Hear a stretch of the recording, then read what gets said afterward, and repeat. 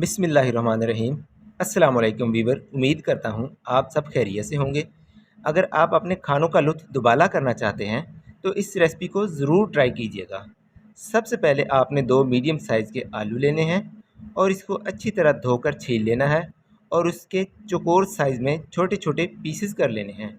और इसके बाद एक छोटा साइज़ का प्याज लेकर उसके भी चौकोर साइज़ में पीसेस कर लेने हैं। इसके बाद आप लोगों ने एक खीरा ले लेना है, उसको भी छोटे साइज़ में काट लेना है।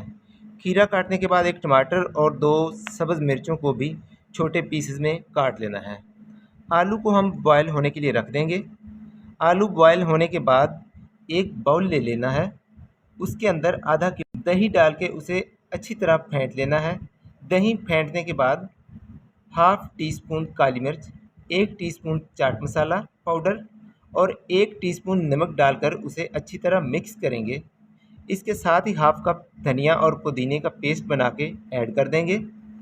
इसके बाद आलू, टमाटर, प्याज, खीरा, थोड़ी सी कलरफुल बंद गोभी और सब्ज़ मिर्च को डाल के उसे अच्छी तरह मिक्स करेंगे। लीजिए, आलू का रायता तैयार है, इसे एंजॉय कीजिए। किसी भी खुश्क सालन और चावलों के साथ ये बहुत ही मज़े का लगेगा।